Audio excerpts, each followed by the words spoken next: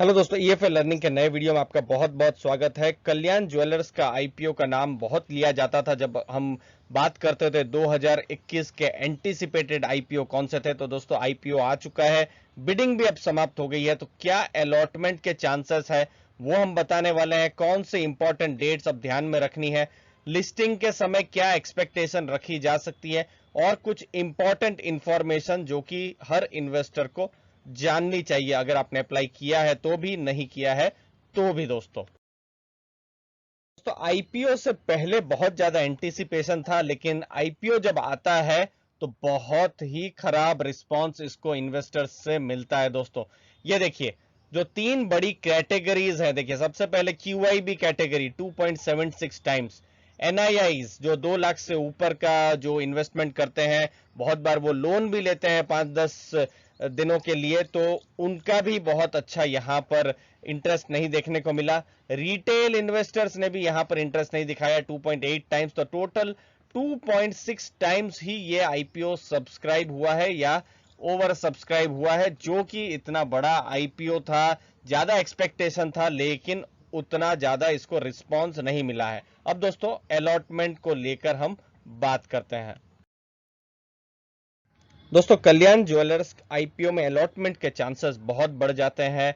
एक तरीके से हर 2 एप्लीकेशन आपका अलॉटमेंट हो सकता है। अगर आपने 5 एप्लीकेशन से अप्लाई किया हुआ है तो बहुत ही अच्छा अलॉटमेंट का चांसेस है। कुछ यहाँ पर रिजेक्शन भी हो सकते हैं, कुछ हो ऐसा भी हो सकता है कि कुछ जो अप्लाई जिन्होंने किया हुआ है बाद में उन्होंने एप्लीकेशन वापस भी ले ली हो, तो बहुत सारी सिचुएशन हो सकती है। अब इंपॉर्टेंट डेट्स पर जाते हैं। दोस्तों यहां पर अलॉटमेंट के बहुत ही ज्यादा स्ट्रॉन्ग चांसेस हैं, लेकिन समझना जरूरी है लिस्टिंग के बारे में, डेट्स के बारे में। दोस्तों अब इंपॉर्टेंट डेट्स के बारे में बात करते हैं। मार्च 24 को रिफंड जो है इनिशिएट हो जाएगा अगर आपका अलॉटमेंट नहीं हुआ है तो, और अगर अलॉटमेंट हुआ है तो पैसा भी कट जाएगा और 25 मार्च तक आपके अकाउंट में शेयर भी क्रेडिट हो जाएंगे। इंपॉर्टेंट डेट रहेगी 24 मार्च, उस दिन अलॉटमेंट की लिंक भी आ जाएगी। तो दोस्तों हमारे जो कम्युनिटी पेज है वहां पर हम हर बार की तरह उसको हम शेयर भी कर देंगे। तो दोस्तों चैनल को जरूर सब्सक्राइब करके रखिए। 26 मार्च को इसकी लिस्टिंग एक्सपेक्टेड है।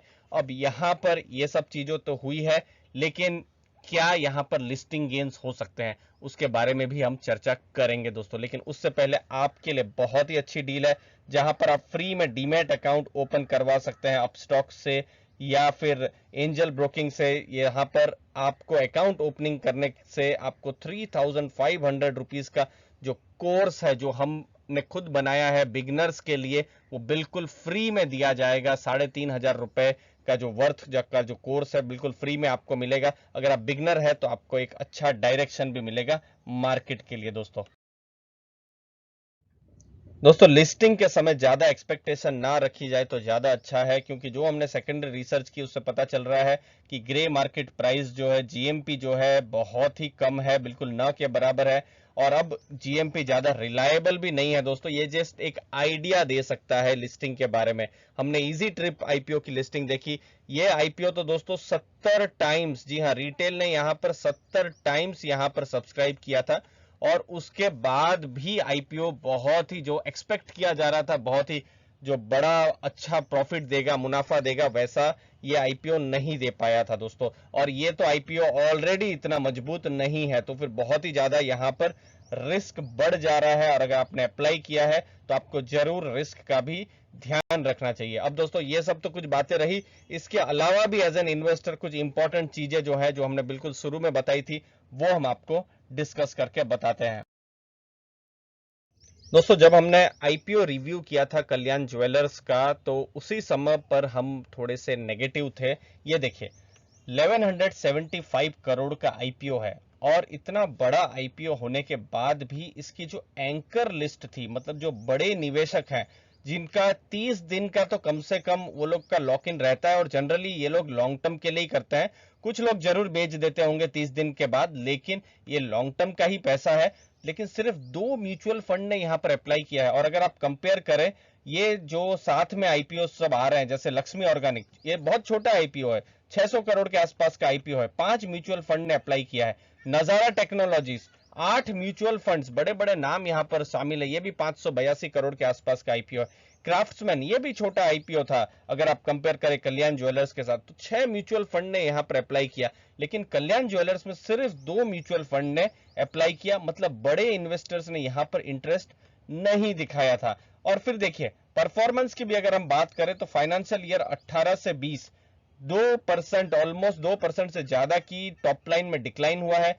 एबिटा जो है 1.9% ही बढ़ा है, और जो प्रॉफिट आफ्टर टैक्स है वो भी फ्लैट रहा है। तो अगर आप फंडामेंटल्स में भी कुछ डेटा की बात करें तो बहुत ज्यादा ये एक तरीके से प्रभावित नहीं करते हैं। और दोस्तों देखिए यहां पर जो ज्वेलरी का बिजनेस है इसको हम कंपेयर भी कर सकते हैं, क्योंकि हमने टाइटन को देखा हुआ है, उसके अलावा दूसरी भी बहुत सारी कंपनीज को देखा हुआ है, लेकिन मैक्सिमम केसेस में हमने देखा है कि कंपनियां रिटर्न नहीं दिया है, उन्होंने पैसा एक तरीके से जो इन्वेस्टर्स हैं उनका पैसा डूबा ही है, चाहे वो पीसी ज्वेलर्स हो और जो दूसरे भी जो एग्जांपल्स हो। टाइटन एक एक्सेप्शन हो सकता है, स्ट्रॉन्ग ब्रांड है, टाटा का नाम है और उनका जो बिजनेस है, तो वो एक एक्सेप्शन रह सकता है। लेकिन कल्याण ज्वेलर्स को भी अभी एक बहुत अच्छा ब्रांड तो है ही, लेकिन एक बहुत ही लंबा एक समय है दोस्तों जो उनको भी तय करना है।